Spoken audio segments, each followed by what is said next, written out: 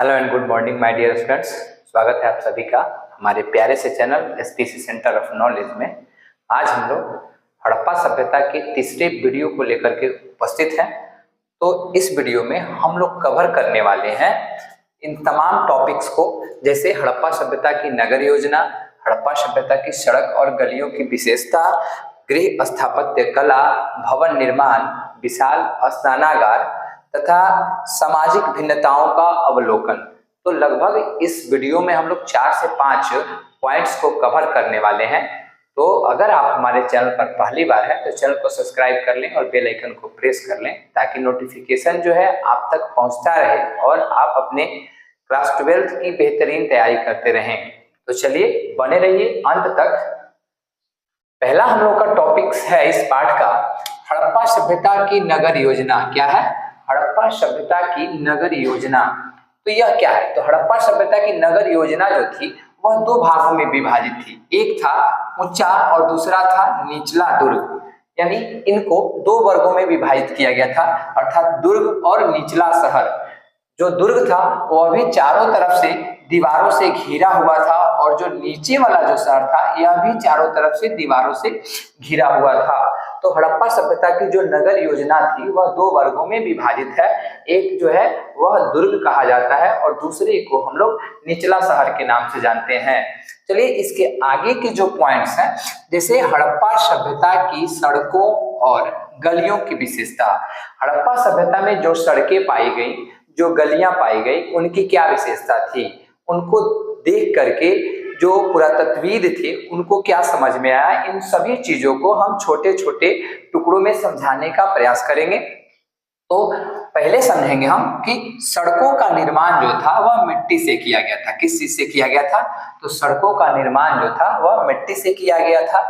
दूसरी बात कि सड़कें जो थी वह काफी चौड़ी थी और साथ ही सड़कों पर दिन भर में कम से कम 2 से 3 बार पानी पटाया जाता था और सड़कों के दोनों तरफ जो थे चबूतरे बनाए गए थे ताकि उस चबूतरों पे दुकान या राहगीर जो है बैठ के आराम कर सके। दूसरा जो पॉइंट्स है हम लोगों का कि सड़कों तथा गलियों एक ग्रिड पद्धति में बनाया गया था। यहाँ पे यह ग्रिड पद्धति क्या है, या जाल पद्धति भी माना गया इसको। तो चलिए इसको हम लोग समझते हैं। तो यहाँ पे क्या लिखा गया कि सड़कों तथा गलियों को एक ग्रिड पद्धति में बनाया गया।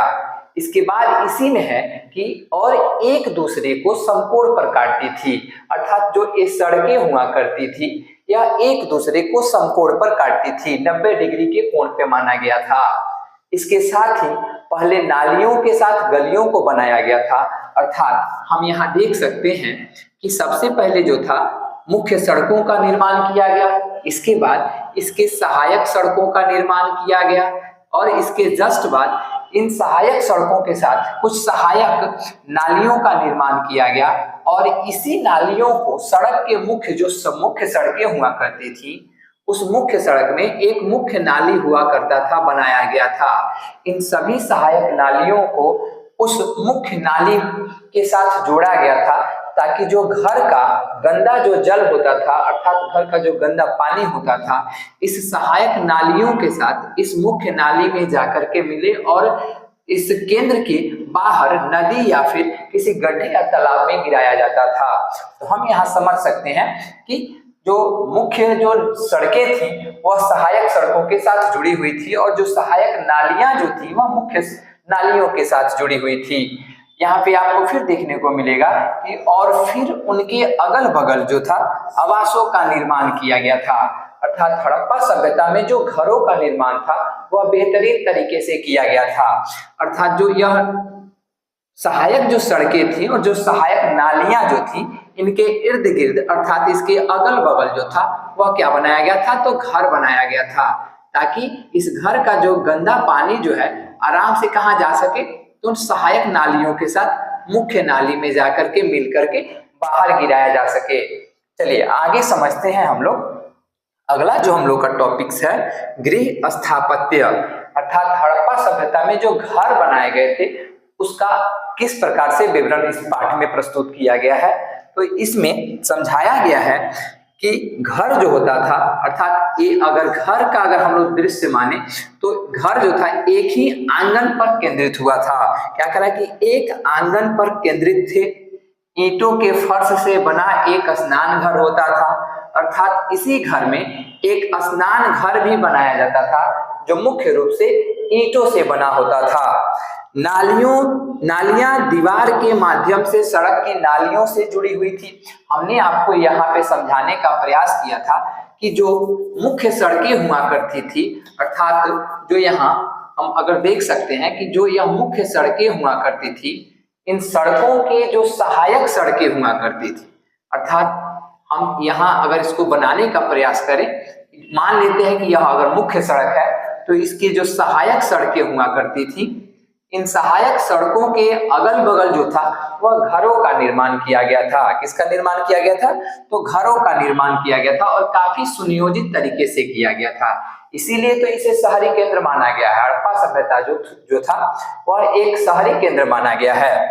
यहाँ पे आपको देखने को मिलेगा कि नालियों से जुड़ी हुई थी और कई आवासों में कुएं बने थे। देखिए, जो घर हुआ करते थे, जो यह घर हुआ करते थे, इन घरों में कुएं बनाए गए थे। क्या बनाए गए थे? कुएं बनाए गए थे, ताकि जो राहगीर जो थे, ये जो मुख्य सड़क से आते जाते थे, वह आराम से चाहे तो वहां रुक करके पानी भी पी सकते थे। कह रहा है ना कि जो अधिकांशतः एक ऐसे कक्ष में बनाए गए थे जिसमें बाहर से आया जा सकता था और जिनका प्रयोग जो था राहगीरों द्वारा किया जाता था। हमने अभी आपको समझाने का प्रयास किया कि जो मुख्य सड़कें हुआ करती थी, उन सड़कों के जो बगल में जो मुख्य घर बनाए गए थे, उस मुख्य घर में एक ऐसा घर भी होता था, एक ऐसा कमरा होता था जिसमें कुआं या चापाकल लगा होता था, जिसका प्रयोग जो है ज्यादातर राहगीरों के लिए होता था कि अगर कोई राहगीर जो है अगर प्यासा है तो वहां जाकर के आराम से पानी पी सकता था। मोहनजोदड़ो में जो थी, अगर कुओं की संख्या देखी जाए तो विद्वानों के अनुसार अनुमानतः 700 पाया गया है और यह कई बार जो है बोर्ड एग्जाम में प्रश्न को पूछा भी गया है कि मोहनजोदड़ो में कुओं की संख्या कितनी है। तो मोहनजोदड़ो में कुओं की संख्या लगभग 700 मानी गई है। तो हम लोगों ने नगर योजना और सड़क और गलियों की विशेषता और जो है गृह स्थापत्य कला, इन तीनों चीजों को समझाने का प्रयास किए हैं। तो हम समझेंगे कि भवन निर्माण क्या है, अर्थात हड़प्पा सभ्यता में भवन निर्माण कैसे किए जाते थे। तो हड़प्पा सभ्यता में जो था, यहाँ पे देखने को आपको मिलेगा कि हड़प्पा सभ्यता में मकानों की योजना आंगन पर आधारित थी। किस पे आधारित थी? आंगन पे आधारित थी। जैसे अगर हम कहें तो यह अगर मकान है, अगर यह एक बड़ा सा मकान है तो बीच में एक आंगन हुआ करता था और सभी मकानों, जो मकान हुआ करते थे और जो उनके कमरे हुआ करते थे, उन सभी कमरों के जो दरवाजे थे इस आंगन की तरफ खुला करते थे। कह रहे कि जिसमें शौचालय, स्नानागार, रसोई घर, शयन कक्ष, इसके अतिरिक्त जो थे अन्य कमरे भी बने हुए थे। अर्थात इस मकान में स्नानागार भी था, रसोई घर भी था, शयन कक्ष भी था और इसके अतिरिक्त बहुत सारे कमरे बने होते थे। दूसरा पॉइंट जो है कि मकान जमीन से ऊंचाई पर बनाए जाते थे। जो अभी हम लोगों ने समझा कि एक ऊंचा वाला दुर्ग था और एक नीचा वाला, निचला जो था क्या था? निचला शहर था। तो ये दो प्रकार के बनाए जाते थे। कह रहा कि दरवाजे जो थी वह गली की ओर खुलते थे। अब यहाँ देखिए, जो यहाँ पे हम लोगों का मान लेते हैं कि यह मुख्य सड़क है। क्या है? यह मुख्य सड़क है और मुख्य सड़क जो है यह हम लोगों का मुख्य सड़क हो गया। और इस सड़क के अगल बगल जो घर बनाए गए थे, इस सड़क के अगल बगल जो घर बनाए गए थे, इस घरों के जो दरवाजे थे यह मुख्य सड़क की तरफ नहीं बल्कि जो इसके सहायक सड़कें हुआ करती थी, इन सहायक सड़कों के ओर खुलती थी और जो इनके रोशनदान हुआ करते थे वह रोशनदान मुख्य सड़क की तरफ खुलते थे। ऐसा क्यों होता था हड़प्पा सभ्यता में?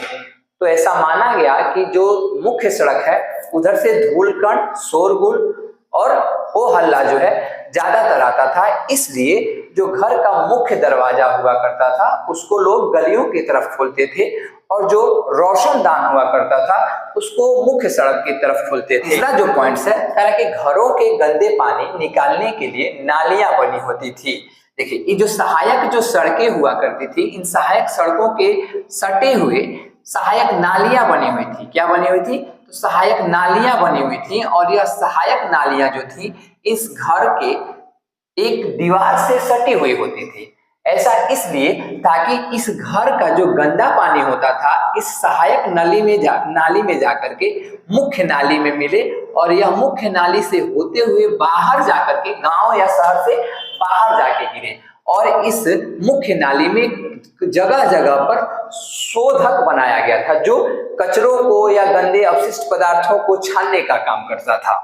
तो चलिए, हम लोगों ने भवन निर्माण भी समझने का प्रयास किया। अब हम लोग समझते हैं विशाल स्नानागार क्या है। इस क्वेश्चन को बोर्ड एग्जाम में भी पूछा जाता है कि हड़प्पा सभ्यता में विशाल स्नानागार के विषय में आप संक्षिप्त टिप्पणी लिखें। तो चलिए इसको समझते हैं। हड़प्पा जो सभ्यता में विशाल स्नानागार मिला, उसकी जो लंबाई थी वह थी 11.88 मीटर लंबा था, और इसकी चौड़ाई जो था वह 7.01 मीटर चौड़ा था, और इसकी गहराई जो थी 2.43 मीटर गहरा था। अर्थात जो स्नानागार था वह 11.88 मीटर लंबा, 7.1 मीटर चौड़ा और 2.43 मीटर गहरा था। इसके साथ हम लोग जानेंगे कि विशाल स्नानागार आंगन में बना एक आयताकार जलाशय था। हम लोगों ने ऊपर पर समझने का प्रयास किया कि अगर यह एक मकान है तो इस मकान के बीचों बीच एक क्या बनाया गया था? तो जलाशय बनाया गया था। जलाशय किस रूप में बनाया गया था? तो आयताकार रूप में बनाया गया था, जो चारों तरफ से एक गलियारे से घिरा हुआ था। किससे घिरा हुआ था? एक गलियारे से घिरा हुआ था। इसी के साथ ही इसके उत्तरी और दक्षिणी भाग में, अर्थात उत्तरी भाग में और दक्षिणी भाग में 2 सीढ़ियां बनी हुई थी। और वो सीढ़ियां क्यों बनी हुई थी? क्योंकि इस सीढ़ी के माध्यम से इस जलाशय में उतरा जा सके। फिर बताया गया कि जलाशय के किनारों पर ईंटों को जमा कर तथा जिप्सम के गारे के प्रयोग से इसे जलबद्ध किया गया था। अर्थात इसे टूटने न देने के कारण, इसे अर्थात यह टूट न जाए इसके डर से इसे जिप्सम का प्रयोग करके, इसके जिप्सम के गारे का प्रयोग करके इसे जलबद्ध किया गया था। अर्थात इसे बहुत ही अच्छी तरीके से बनाया गया था ताकि इसके पानी जो है रीस करके बाहर न जा सकें। विशाल स्नानागार के विषय में अगर बात करें तो एक नोट के रूप में हमने बताने का प्रयास किया है कि इसका प्रयोग जो था किसी विशेष प्रकार के अनुष्ठानिक स्नान के लिए किया जाता था। जब उस सभ्यता में कोई विशेष प्रकार का पूजा पाठ किया जाता था तो लोग उसमें स्नान करके उस पूजा पाठ को संपन्न किया करते थे। तो इससे लगभग 2 नंबर के प्रश्न आते हैं। तो आशा करते हैं कि आपको यह समझ में आ गया होगा। अब जो तीसरा जो हम लोग का नेक्स्ट जो लास्ट पॉइंट है वह है सामाजिक भिन्नताओं का अवलोकन। अर्थात हड़प्पा सभ्यता में जो लोग थे वह क्या उनमें भिन्नता थी? तो सबसे पहला हम लोग इसमें समझने का जो प्रयास है वह करेंगे समाधान।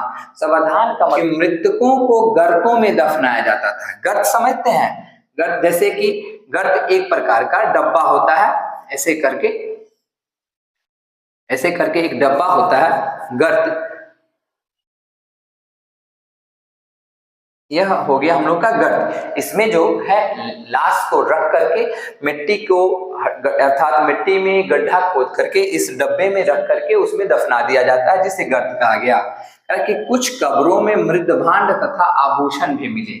ऐसी मान्यता थी हड़प्पा सभ्यता में, चाहे वह पुरुष हो चाहे वह स्त्री हो, अगर वह मरे तो उसके कब्र में उसके साथ कुछ न कुछ आभूषण या फिर दर्पण या फिर पीतल के ऐसे कोई सामग्री को उसके साथ दफनाया जाता था।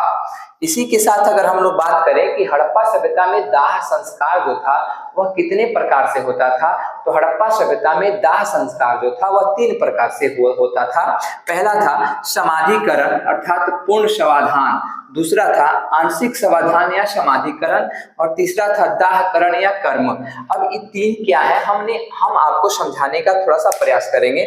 समाधिकरण जो है वह आज भी चलता है और यह जो है ज्यादातर मुस्लिम भाई लोगों में चलता है। कैसे? तो जब मुस्लिम भाई लोगों में जब लोग मर जाता है तो मरने के बाद उसको क्या किया जाता है? दफनाने का काम किया जाता है। अर्थात मिट्टी को खोद करके उसमें गड्ढा करके उसमें लाश को रख करके फिर कुछ पटरा वगैरह रख करके उसके ऊपर से मिट्टी डाल दिया जाता है, इसे कहा जाता है समाधिकरण। दूसरा है आंशिक समाधिकरण। क्या है? तो आंशिक समाधिकरण में क्या किया जाता है कि लाश को अर्थात मृत्यु उपरांत शरीर को किसी ऐसे क्षेत्र में ले जाकर रख दिया जाता है ताकि उस शरीर से जो है मांस को पशु पक्षी अपना भोजन बना ले, और जो बचे हुए जो हड्डियां होती हैं उनको फिर दफना दिया जाता है, उसे कहा जाता है आंशिक समाधिकरण। और तीसरा है दाहकरण, जो ज्यादातर हिंदू रीति रिवाज में किया जाता है कि मरने के उपरांत शरीर को पंच तत्वों में विलीन कर दिया जाता है, और उसके बाद जो राख बचता है उसे एक छोटे से कहें तो एक मिट्टी के बर्तन में रख करके उसे गंगा या किसी नदी में प्रवाहित कर दिया जाता है। तो यह है शवाधान। तो इससे भी प्रश्न आता है कि हड़प्पा सभ्यता में दाह कर्म कितने प्रकार से होते थे, तो संक्षेपण में समझाएं। तो हमने इसको बड़े ही सरल शब्दों में आपको समझाने का प्रयास किया है। तो आशा करते हैं कि आपको यह वीडियो पसंद आया होगा। हमने इस वीडियो में कवर क्या क्या किया है, तो हड़प्पा सभ्यता का नगर योजना, इसके बाद हमने किया है सड़कों और गलियों की विशेषता, इसके बाद किया है कि गृह स्थापत्य कला, इसके जस्ट बाद अगर हम लोग बात करें तो भवन का निर्माण और विशाल स्नानागार और साथ ही समाधान। तो आप चाहे तो इसको एक बार स्क्रीनशॉट ले सकते हैं ताकि आप जो है बेहतरीन से बेहतरीन तैयारी कर सकें। मिलते हैं आपसे हम इसके नेक्स्ट वीडियो में, तब तक के लिए धन्यवाद।